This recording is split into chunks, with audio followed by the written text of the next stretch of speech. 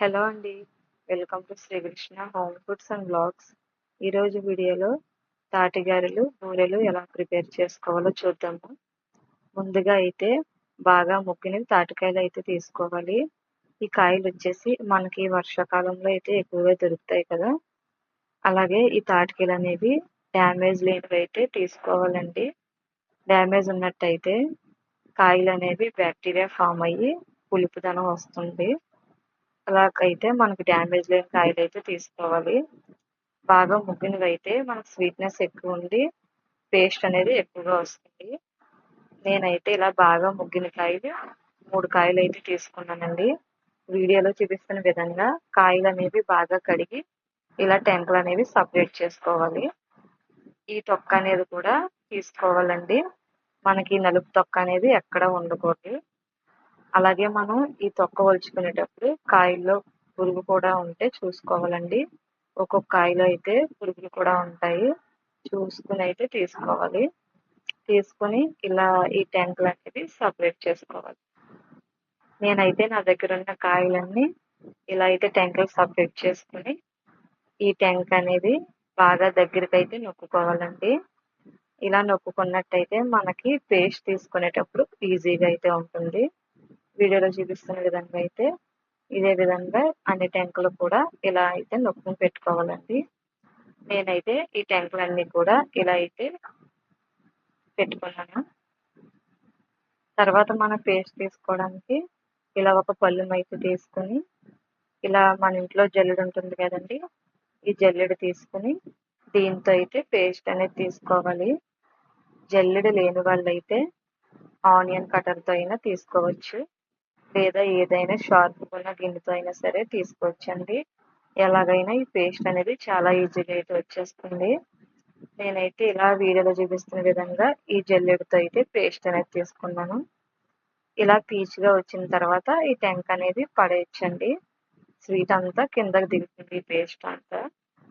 చూసారు కదా, నాకు ఒక టెంక అయితే ఈ పేస్ట్ అనేది వచ్చింది. అలాగే ఇదే విధంగా మిగతా టెంకలు కూడా పేస్ట్ అనేది తీసుకోవాలి. ఈజీగానే అయిపోతుందండి. అలాగే మనకి ఈ తాటి పేస్ట్తో చాలా రకమైన పిండి వంటలు అయితే చేసుకోవచ్చు. చూసారు కదా, నేను టెంకలన్నీ ఇలా పేస్ట్ అయితే తీసుకున్నానండి. ఇప్పుడు ఈ పేస్ట్ అంతా ఒక గిన్నెలోకి అయితే తీసుకోవాలి. ఇప్పుడు వచ్చేసి నాకైతే 2 కప్పులు పేస్ట్ అయితే వచ్చిందండి. 2 కప్పుల పేస్ట్కి 2 కప్పులు కరాచీనోకి అయితే యాడ్ చేసుకుంటున్నాను. అదేనండి బొంబాయి రవ్వ. అలాగే 1 కప్పు బెల్లం అయితే యాడ్ చేస్తున్నానండి. బొంబాయి రవ్వ లేనట్టయితే ఇడ్లీ రవ్వ అయినా వరిపిండి అయినా కూడా యాడ్ చేసుకోవచ్చు. 2 కప్పుల పేస్ట్కి 2 కప్పులు కరాచీ రవ్వ, అలాగే 1 కప్పు బెల్లం అండి. స్వీట్ తక్కువ తీసుకునే వాళ్ళు బెల్లం తగ్గించుకోవచ్చు. మనకి తాటికాయలో కూడా స్వీట్ అనేది ఎక్కువగా ఉంటుంది కదా, కొద్ది తగ్గించి అయితే వేసుకోవచ్చు. నేనైతే 2 కప్పుల పేస్ట్కి 2 కప్పులు నూక, 1 కప్పు బెల్లం అయితే తీసుకుని ఇలా బాగా కలుపుకున్నాను. మనకి బెల్లం అనేది ఎక్కడా లేకుండా ఇలా బాగా కలుపుకోవాలి. అలాగే మనం నూక అన్నది పొడి నూక అయితే వేసుకున్నాం కదా, ఒక అరగంట అయితే పక్కన ఉంచితే ఇది అనేది బాగా నాని గారెలు అనేది సాఫ్ట్గా అయితే వస్తాయండి. అలాగే నేనైతే ఆయిల్ అయితే పెట్టుకున్నాను. ఆయిల్ అయితే హీట్ అయిందండి. ఇప్పుడు మనకి ఈ పిండి అనేది చేతికి అంటకుండా ఆయిల్ అనేది అప్లై చేసుకుని ఈ గారెలు అనేవి వేసుకోవాలి, లేదా వాటర్ అయినా అప్లై చేసుకోవచ్చు.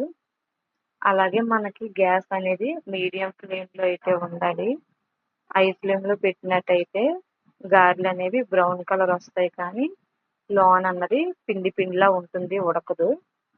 మనం ఎప్పుడు కూడా మీడియం ఫ్లేమ్లో పెట్టుకుని ఈ గారెలు అనేవి ఫ్రై చేసుకోవాలి.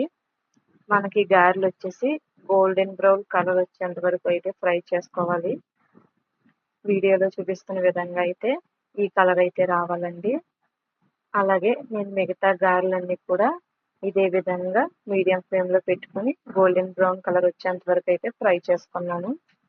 అలాగే కొద్దిగా పిండి అయితే తీసుకుని ఇలా బూరెల్లో అయితే వేసుకున్నానండి. కొన్ని గారెలు వేసుకున్నాను కదా, అలాగే కొన్ని అయితే బూరెల్లాగా అయితే వేసుకుంటున్నాను. ఇవి కూడా మనకి గోల్డెన్ బ్రౌన్ కలర్ వచ్చేంత వరకు అయితే ఫ్రై చేసుకోవాలి. హై ఫ్లేమ్ అయితే అసలు పెట్టకూడదండి గ్యాస్ అన్నది. మీడియం ఫ్లేమ్లో అయితే ఫ్రై చేసుకోవాలి. చూసారు కదా, ఇలా అయితే సరిపోతుంది. అంతేనండి, చాలా ఈజీగా అయితే అయిపోతాయి. చూసారు కదా, నేను గారెలు వేసుకున్న గారెలు బూరెలు అయితే ఇవ్వండి. చాలా అంటే చాలా సాఫ్ట్గా అయితే వచ్చాయి. అలాగే చాలా టేస్ట్గా అయితే కూడా ఉంటాయి.